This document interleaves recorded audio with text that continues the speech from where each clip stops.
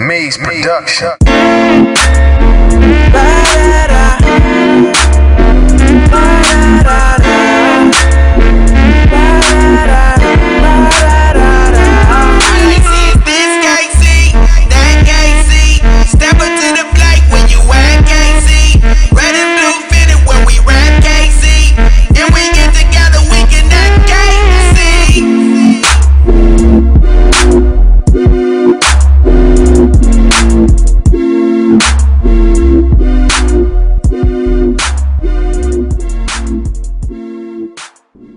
Yo, what's up, everybody? This is AJ coming to you from Connect KC.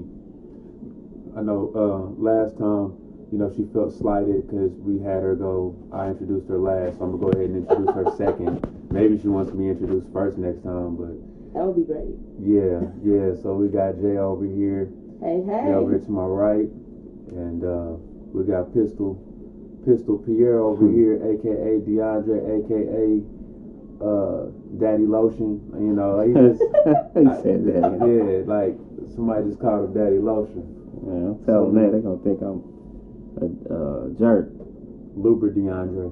That was horrible. But hey, we were sitting here doing some shopping, trying to figure out some relevant things that's affecting us, like our people, the melanated community, African American, whichever you want to call it. I don't like saying black anymore. Now that I found out what the definition is, we can talk about that later.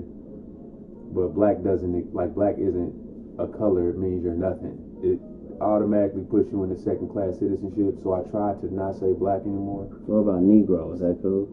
Or is that just the same thing? No, it's not the same thing. All right, cool. Yeah. All right. But I didn't mean to really delve into that. That was just something that was on my mind. That's why I say melanated. Makes sense. But we were talking about consumerism and how our community, how our people go through so much money. Yeah. I mean, right. We go through money. Right. Jay looked up some information. Yes. About what we spent last year alone, 2016. According to Atlanta Black Star and the University of Georgia, somewhere, I'm sorry, I lost it.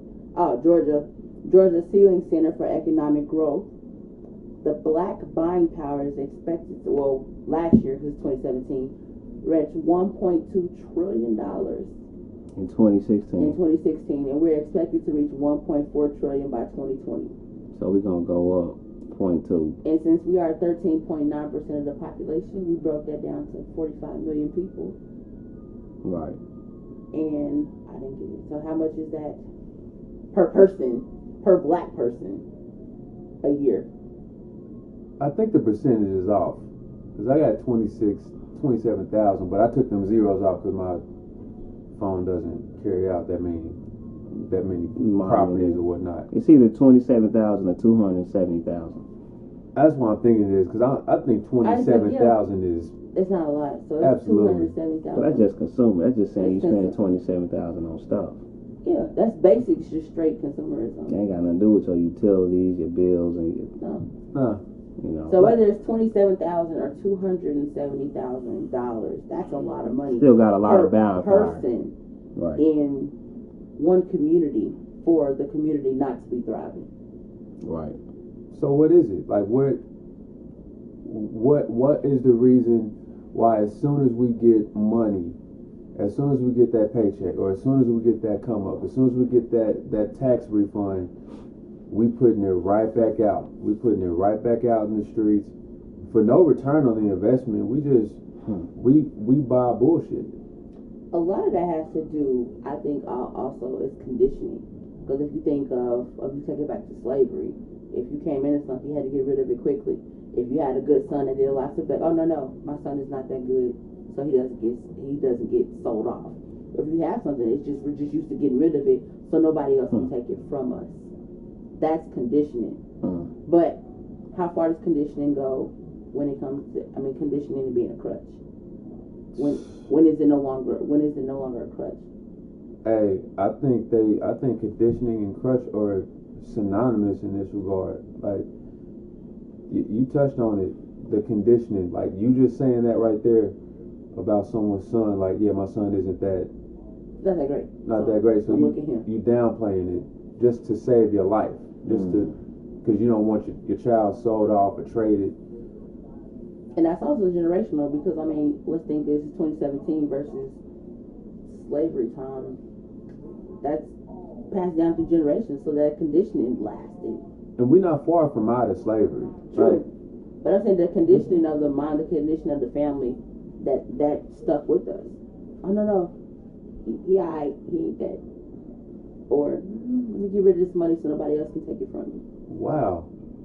I ain't never thought of it like that. No, that's pivotal. That's pivotal. You know, that made me that had me think about this book that I'm currently reading right now. Is it Breaking the Psychological Chains of Slavery? Brother, I'm not even a quarter in there yet, you know, reading the book yet, but the topics that he spoke on that, how back in the slavery times, it was a privilege for some people, the people who worked in the house, to get masses hand-me-downs, hats, shirts, you know, like that made them feel special. That made them feel like massa. And it's like, is that still going on now? Like, are we still getting those? You mentioned something about those $1,000 ugly shoes. Right. These True Religion jeans for $400. I don't know what a $400 pair of jeans looks like. Right. What's the reason why we're getting like some $20 jeans? Especially if you set it on fire, it's gonna burn the same. They're gonna burn the same. If you put them in the washing machine, then put them in the dryer, they're gonna shrink the same. Right. I think what you're touching on is probably an identity crisis. Trying to get that word, identity crisis. If you just look back and say everybody that's in America that's not from America can go back and say, hey, if I'm Iranian, I can go to Iran. If I'm Chinese, I can go to China. You know, if I'm South American, I can go back to Brazil, some country down there. I can identify with the people in an existing place. For the African Americans that live in this country, where can you identify yourself with? So all these years, you trying to attach yourself to something, and you don't really have nothing to attach it to. So you really going through this identity crisis. So the only thing that you can attach yourself to is what's popular, what's the main thing, or what's in. And for young, African Americans and even older ones, whatever is an acceptable thing through culture. Whether it's the clothes, the new hot clothes, whether it's the new Jordans, whatever is the new hot thing, we always felt like whether we come from a poverty mind state or whether we come from even rich kids, even rich black kids still feel like they have to associate. So what are you saying? Are we homeless? Are you saying that we are homeless? We have homeless thinking, like we operate like we're homeless. Right. Jay said as soon as we get $1, we can't wait to get rid of it. Yeah. Do we not feel like we are worthy enough to have abundance? Do we feel like we're not worthy enough to pass something down to our children so they don't have to work as hard as we did? It's like, no, I'm not thinking about transgenerational wealth because you're going to have to get it how I get it, son. It's like me telling my sons that. It's the lack of love, But that also comes from conditioning. How many finance courses did you take in high school? Zilch. I took one. I took personal finance, and they taught me how to balance a checkbook. Great. That anybody can do that. Yeah. They didn't teach about financial wealth or how to make $1 stretch over 100 years. They didn't teach how money really works. Yeah, no. They didn't teach. They said, "Oh, don't get credit cards because then if you don't pay credit cards, these negative markers will be on your credit report." They didn't say, "Well, get a credit card, buy a piece of bubble gum with it, and freeze it, and then pay the balance off in full and just hold it for 6 months." Because then the creditors will call you, be like, "Why are you not using my card? Let me stretch that balance." They didn't tell you that. They just said, "Don't get a whole bunch of credit cards because you mess your credit up." That's what they said. Right. They didn't really go into detail.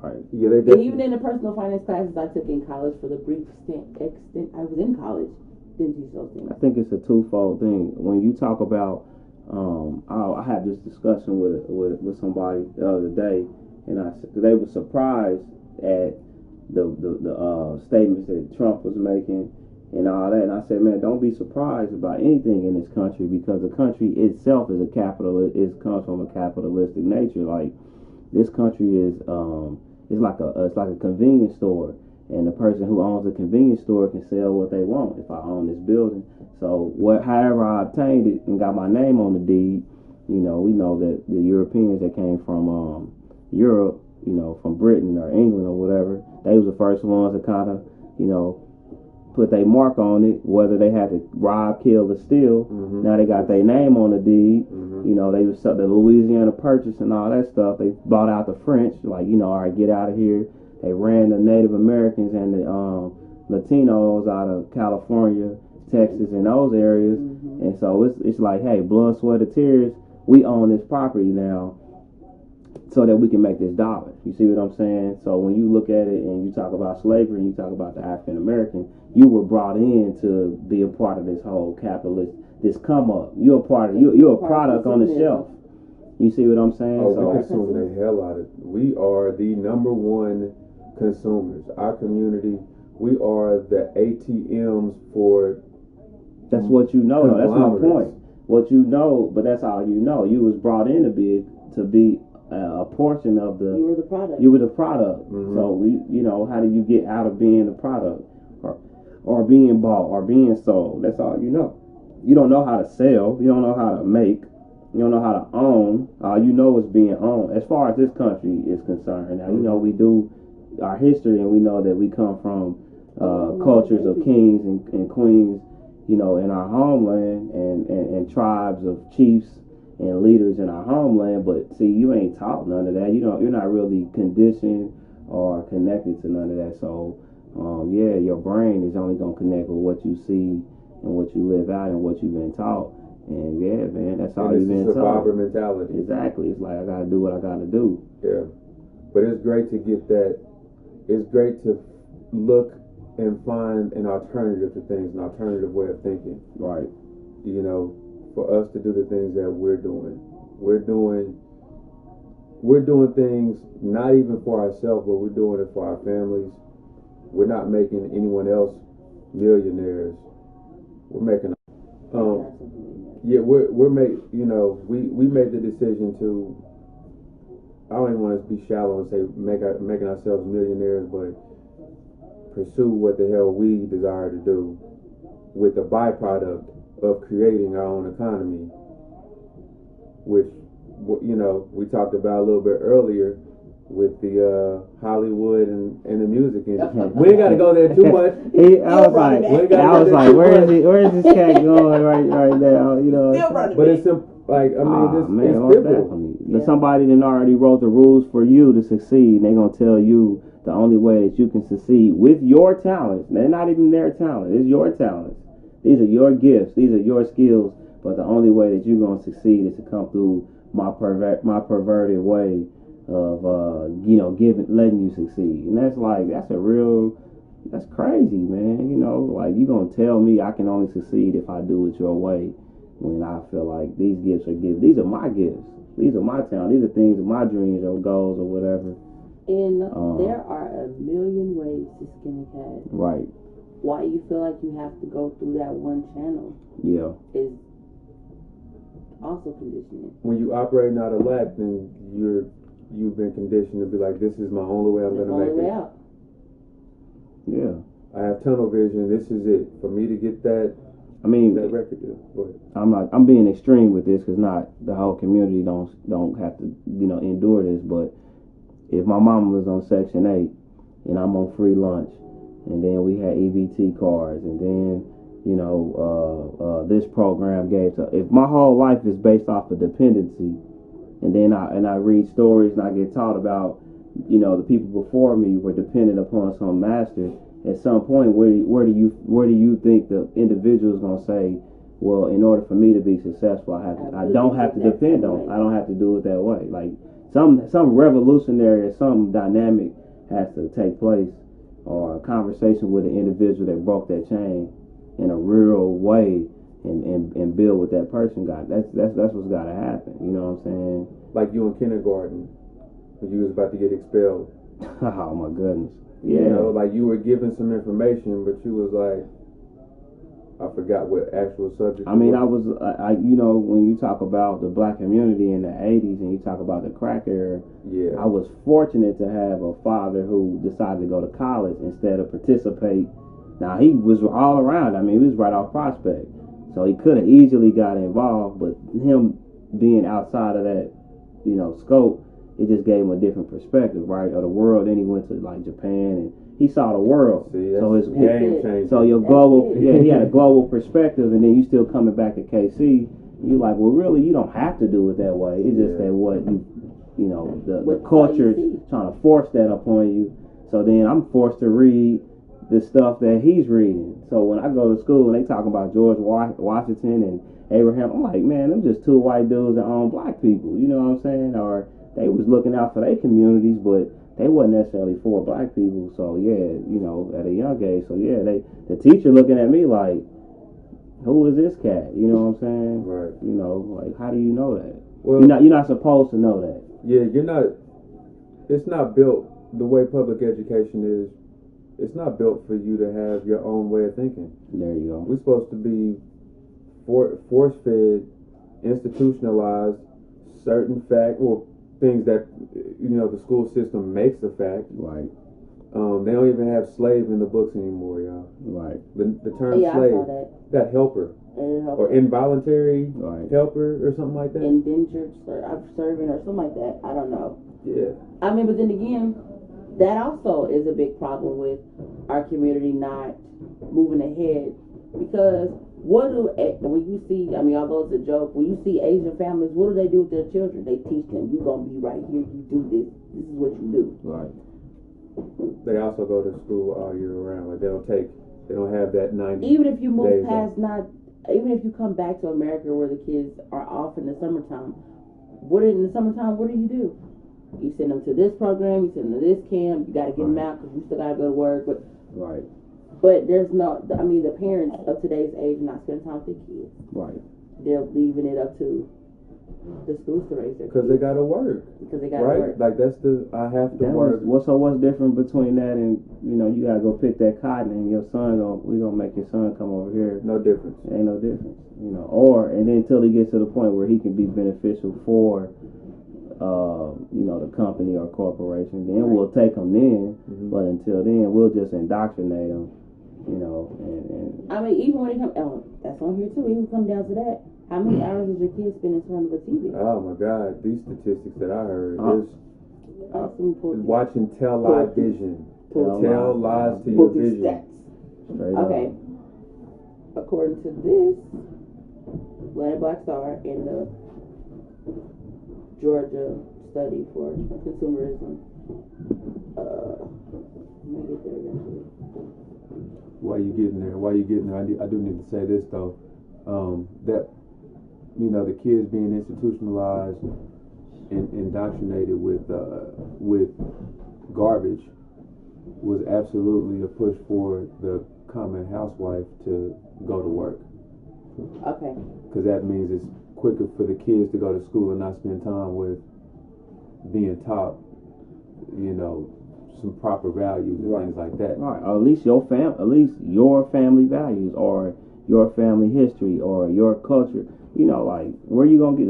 The teacher at the school ain't about to kick that knowledge to your kid at 5 or 4 or 6 years old. They ain't gonna say, well, you know, your grandpa fought in the war, right, and he had to endure this, and you really get that. You get that embodiment, you know, of who you are based on the history of the people before you. You know what I'm saying? If my pops fought in the war and he was that dude, I'm a walk with a type of, you know, swag and stature that, like, yo, that nigga will put you down. You know, I'm just, you know what I'm saying? But if I'm not privy to that, and then I go to school and all they tell me is, you know, read about Johnny Appleseed and, you know, George Washington, and then you turn on the TV and Matt Damon and, you know, the next white man, whatever culture or whatever part of history, they was the guy. You know, like, hold on, man, like, you know, everything you put in front of me is some white dude is, Last Samurai. Come on, man. Tom Cruise. My bad, Jay. Go with it. The Matt Damon movie. He's like he defends. Movie, it was a good movie. Last Samurai. But how is Matt Damon? Is it Matt Damon? How is he defending the Great Wall? It's some new movie about to come out. Oh yeah, it is Matt Damon. And Matt Damon's the lead guy, and this is freaking China, man. Like I wish it would have been a white guy that existed back then that was running things in China. Yeah, right, man. He got his head rolled. You know what I'm saying? Like, come on, let's. The Egypt movie. I ain't gonna go. I'm gonna go ahead. Oh, the guys in Egypt. Yeah. I was like, oh my God, what was it? One brother representing? Right. He probably was. Yes, he was probably the evil brain. No, he was the keeper of time. Like he remembered the history. Oh, okay. Right. Yeah. Remember Throw this. the stats out, Jay. What's okay? The monthly time spent by medium, and that's with an income of of $75,000 a year of income. The African American pretty well off. Right. The African American watching traditional TV is 315 hours and 39 minutes per month. This is monthly. Per month. Okay. That's a lot of hours. Yeah. DVR playback is 44 hours and 57 minutes. Playing video games is 20 hours and 16 minutes a month.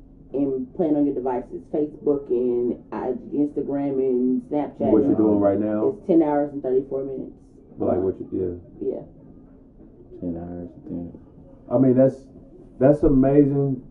That's an average per household spread over 45 million people. See, the problem, it ain't to like pocket check people or to know their money or count their time, but it is relative when you talk about the status of our dollar and you talk about the status of our ownership.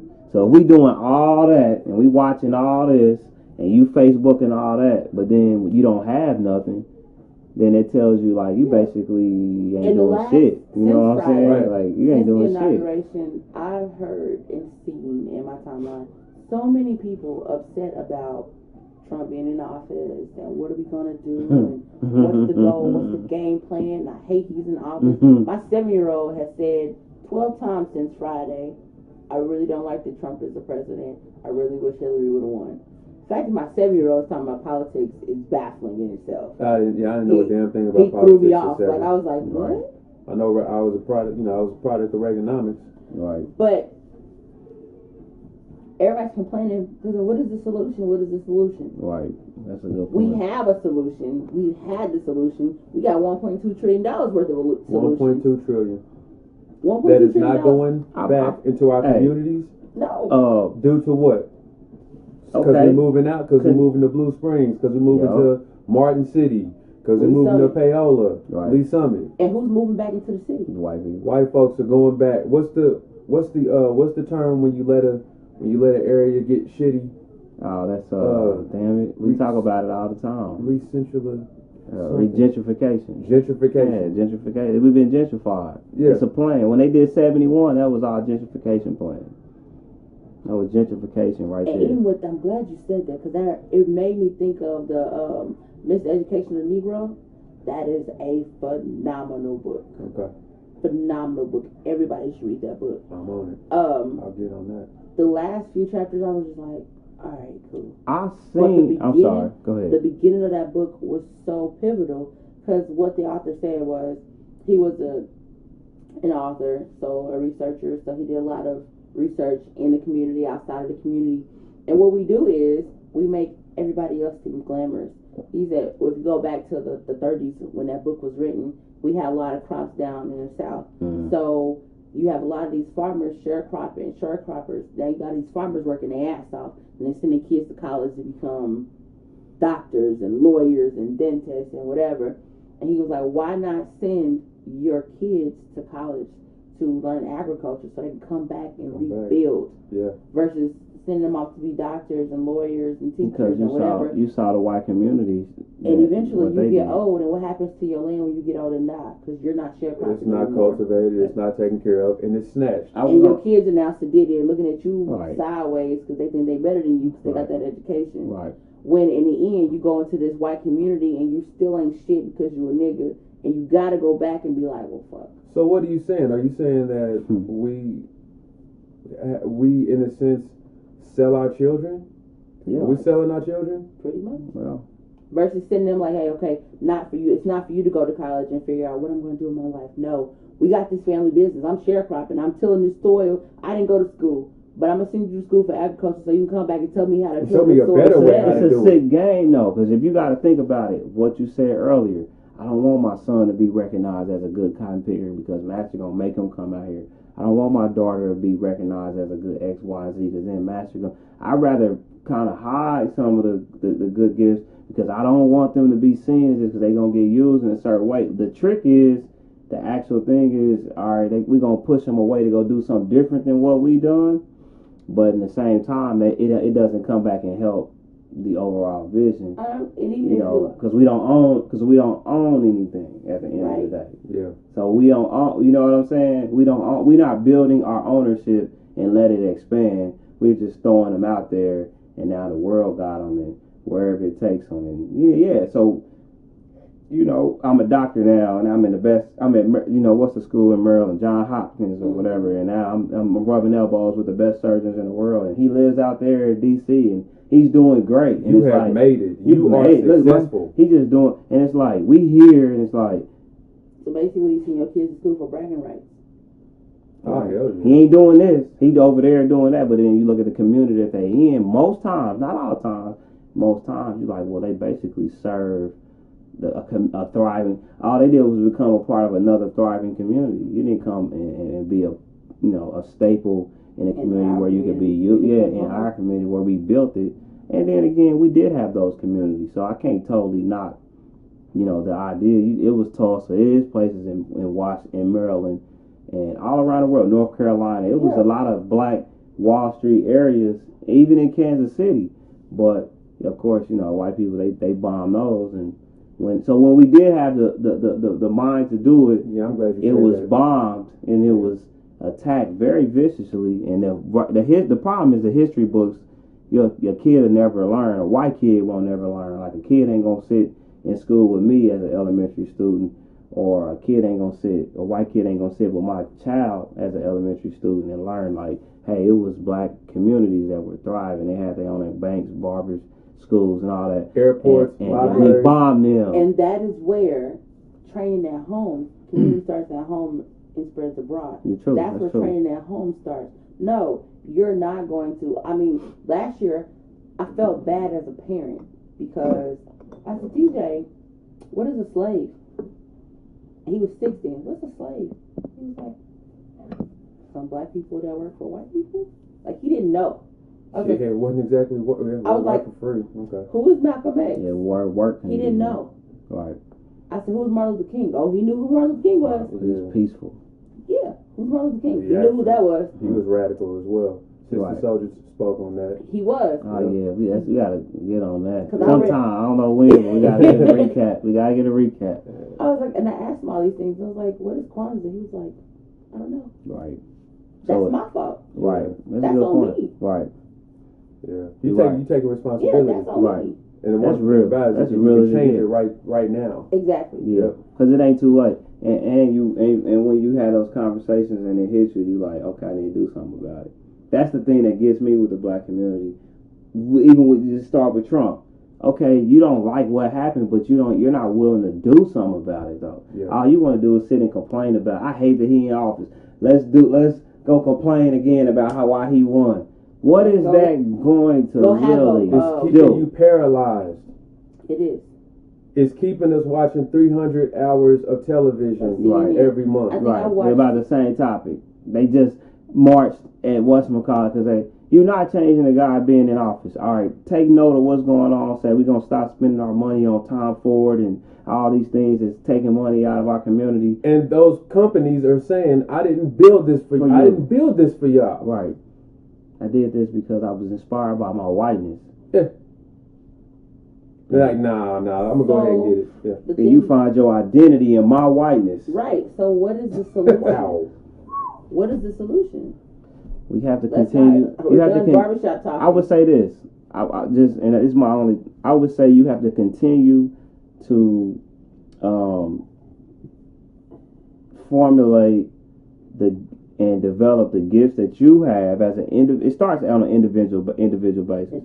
and you have to push from that level. So you have to basically perfect the thing that you do, your craft, in a sense. That's like, say, if he was a blacksmith and I was a barber and you are a teacher, you continue to perfect your craft and you continue to present it to the world, because I believe as we believe, it's more from an abundance mentality than it is a lack mentality. So there's nothing you can do to really stop the greatness that's within me. Right. It's going to be my perspective of my own greatness. So if I believe I'm not worth shit, that's how I'm gonna move.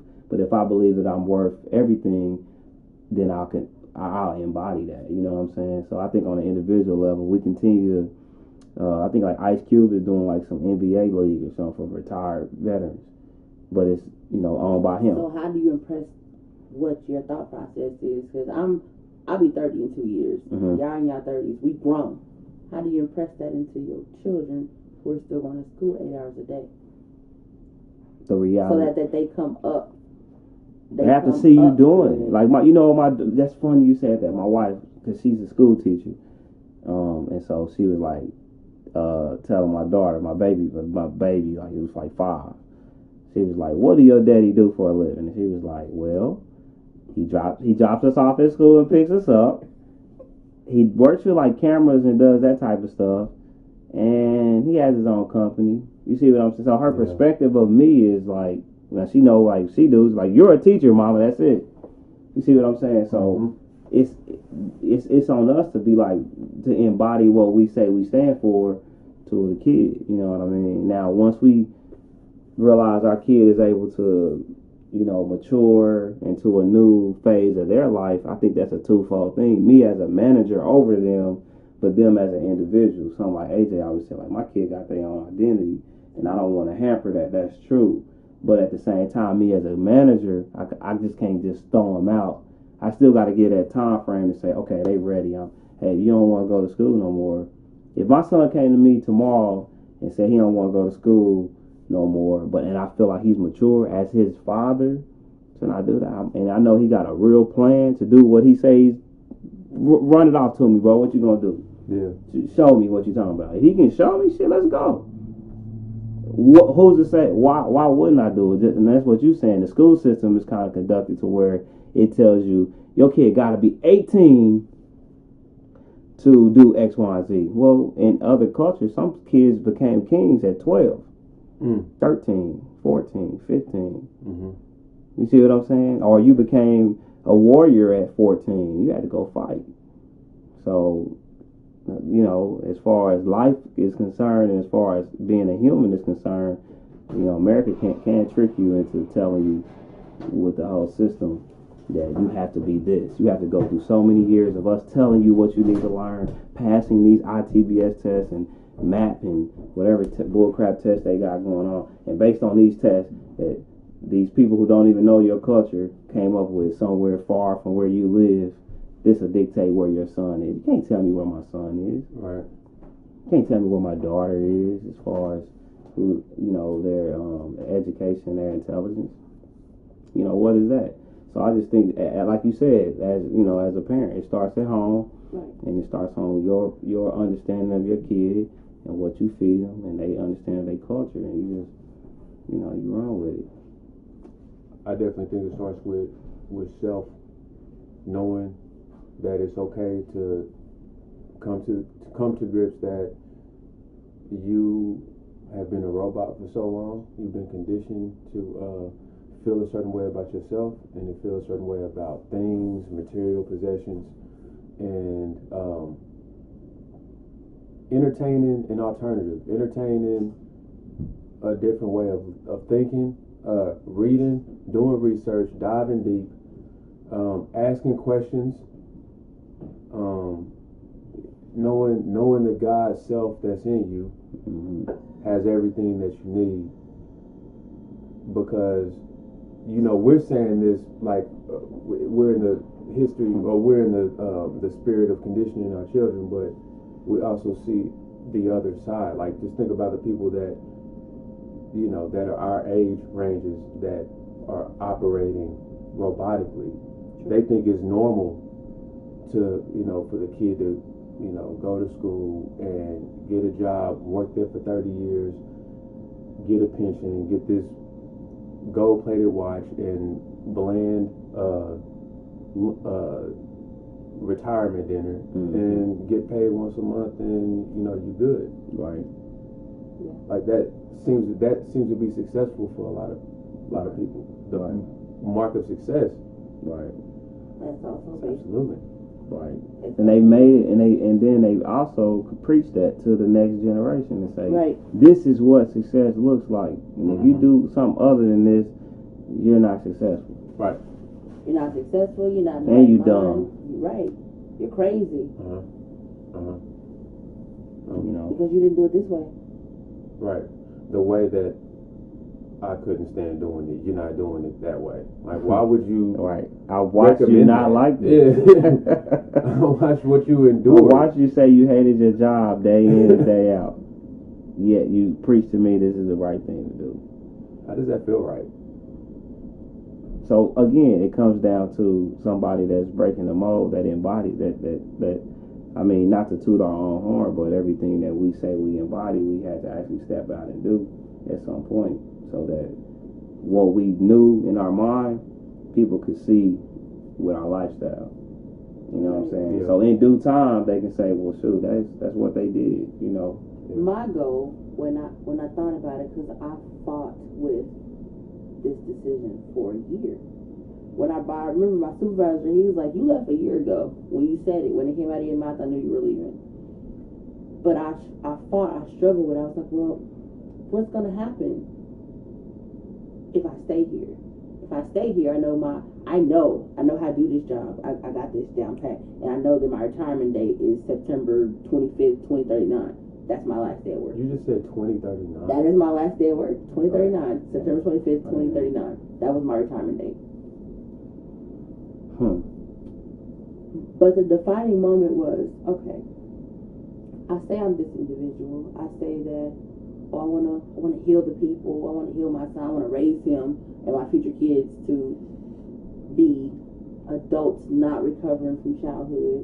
I want him to grow up in his own mind and know his own. Because if I'm 30 and this is the way I feel, God, who could I be if I would have been this at 15 or 12 or 10 or 7? Right. So that's my goal, is to grow him and all of my future kids up to be who they are from point blank period, inception, basically. Right. And when I was so scared. I was like, God, everybody gonna talk to me crazy. They're gonna feel this certain type of way. Even with my mom being the supporter that she was, I was just like, I don't know, man.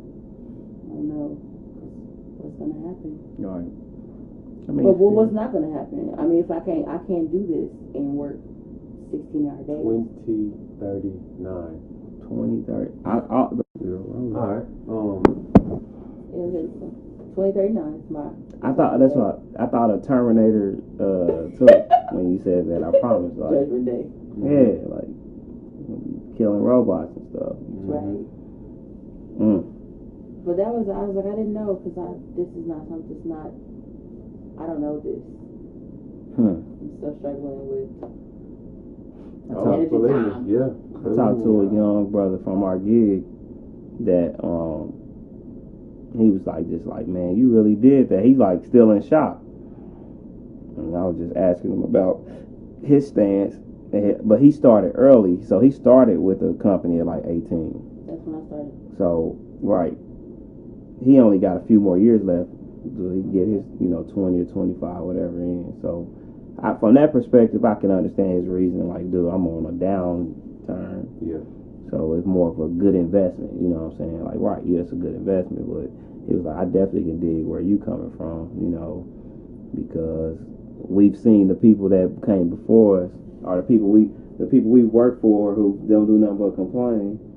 You know what I'm saying? And they don't have nothing to show for it, and they itching and crashing and crawling for a leg up, and all they were sold a dream.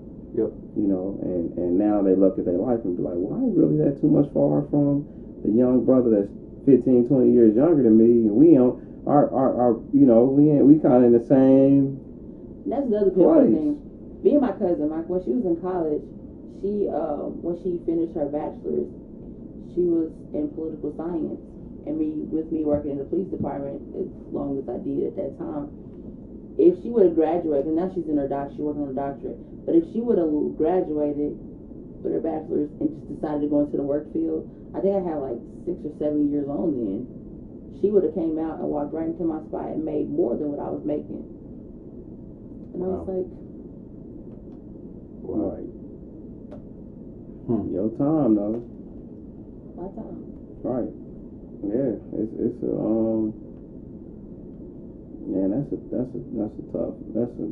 call. So when we talk about all that history, and we talk about what our worth is, why would we trade all our years of service and our years of hard work, even if you are working for a corporation, just to give it right back to right, and so wherever it's coming from, and not have nothing to show for it. $1.2 trillion could fix every school in the black community in America, and we wouldn't be so worried about what executive orders the president signed off. Right. We wouldn't care. Right.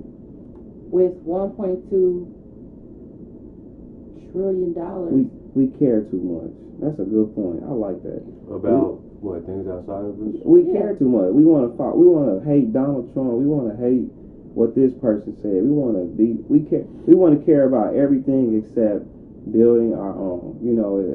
Except our dollar. We care about everything except establishing a good foundation for our own community. We talk about this and that happening. Right. Why this and why that. Instead of owning our own. My mom made a good point the other day. You talk about the black hair industry. Who owns the black hair industry? Right, Asians. Koreans, Asians. And why is that? Why is there not a black hair store? They can get because America's laws, as a foreigner, they can get better breaks on goods than black people. Why do I care about the law? My thing is, why don't we have our own products? I could care less about what the law says, because the law doesn't control my dollar.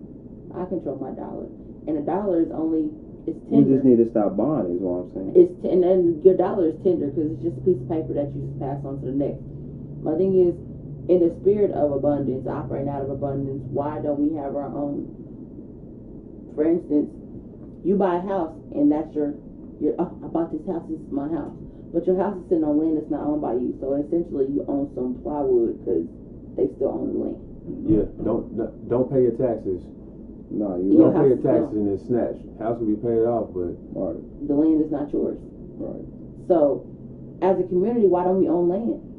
I know there's red tape on that, and I'm sure that's a whole nother ball game. But I'm saying still.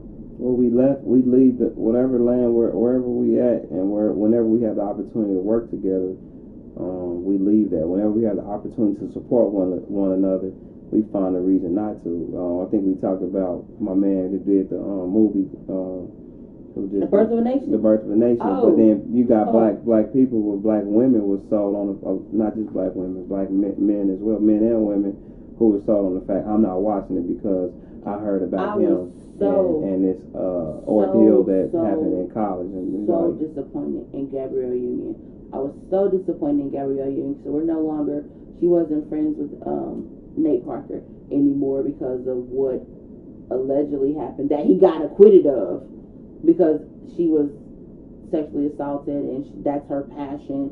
Well, if that was your passion, and then she had a silent role in that movie, which she still did good in, but I'm saying if that was your passion, even if you were disappointed in what came out, although it was acquitted, right? Why would you use your platform to destroy something? And they utterly destroyed it, because that movie won in the Sundance. It won in the Sundance festivals, which is how it got picked up. Right, by far, yeah. Which is how it got picked up, because it won. You utterly destroyed it. And I heard people say, "Oh, well, he raped this person, and no, we're not going to go see this." But that movie was profound.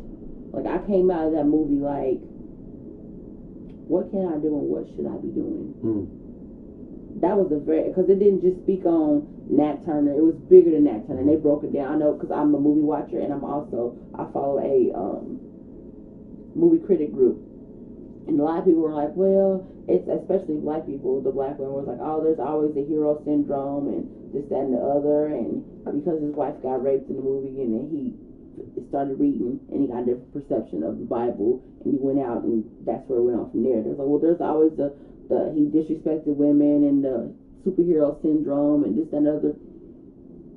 But you lost sight of what the movie was about. Even if the movie was not 100% accurate, because which movie is? Which movie is? Right. Even if it wasn't 100% accurate, the message behind the movie was phenomenal. And if you missed it, you missed a ton. Well, it's easy to get sidetracked and to focus on the thing that isn't serving you as opposed to the bigger picture. It's great, and you have so many distractions, phones, TV, news. Yeah, you got those things that is taking your energy instead of looking at, man, how impactful can this be in my life, and how can it change it indefinitely? Because it's great to blame other people. It's great to kind of like see people fall, so you can have a reason for not. That's some people's leg up. Unfortunately, for black people, that's been our leg up. It's a crab. You know, we heard of the crab in a barrel syndrome. It's like the only way I can get ahead is if I find me another nigga to step on, so I can leap off them and get where I'm trying to go. And unfortunately, man, that's kind of what I saw with that whole, ordeal. Was like people were really going hard on Nate Parker more than they was really acknowledging the real piece of history that took place, and learning from somebody who was like, well, hold on, man, I was getting paid to keep people conditioned. I was getting paid to brainwash people to go into slavery. Like, that's crazy. I was getting paid to do that. Or other people were getting paid to keep us in a certain type of mentality. And I was being used as an instrument or as a tool to make sure that they were brainwashed. And so when you just fast track that to this time, you just look out in your community and you say, well, who are the people that are getting paid to brainwash us? Because if that is a part of our culture on how America do things, to stay ahead, then it ain't no different. It's just it's a same ideology, just a different method. You see what I mean? You ain't necessarily preaching in the back barnyard, but maybe you dunking a basketball. And you better not ever talk about no real issues, you know what I'm saying? You can wear a couple t-shirts, you know what I'm saying? But if you get asked why you wearing the shirt, I can't breathe. Right. You'll say something arbitrary. Kinda, can't breathe. Just right. Standing up for it. Right. Or you drop a knee, you lose endorsements. Yeah. Exactly. Yeah, good point. So, we our identity again. What our identity is only based off the things that somebody, the perception that somebody has to give us something, or we only gonna have it for so long, so we might as well just do whatever with it. We just might as well just spend it. You know what I'm saying? Get out our hands. No investment. You know what I mean? Nothing for tomorrow. Black people. Or I didn't have nothing, so my kid ain't gonna have nothing. Right. But if you think about that in the long run, because it said up the projected is 1.4 by 2020 trillion dollars by 2020. What if this country falls by 2020? Right. What do you have? Because we're gonna go back to the barter system. What do you then have to barter? Nothing. You better. So it goes back to who you are as an individual. Right. If I know I'm good at X, Y, and Z, and I know my worth, and China takes over, and let's just say the president of China or whatever they call over in China now presides over America and say, we annexed, right, and their rules are now become our rules. Okay, well, Mr. Johnson, what can you provide for this democracy or this, for this country? Well, hey, this is what I am, or this is what I do. You see what I'm saying? So if you don't have no foundation to who you are, you gonna, my partner Donald, he made a good point. He said in war, if they took over, if your country fought another country and y'all lost, they not gonna slay you if you worth something. They gonna slay all the people that ain't worth nothing. Or if you a threat, they might slay you. But if you actually are a benefit, they gonna keep you alive. You know what I'm saying? Get some production out of it. Get some production out of it. So it all comes down to what are you worth, and what is your worth to the community? How will you make the community thrive? Right. And if you're not making your community thrive, then what really is your worth? only you know the answer to that, but it's damn sure not what someone else is telling you your worth is. Straight up. I think we're gonna. Yeah. We go We'll leave you on that. There we go. That was a nice little run. Yeah, that was a good discussion. We right at 50. Yeah. So. That's the outro. Yeah, so we appreciate y'all. Appreciate y'all listening, and as P said our last discussion.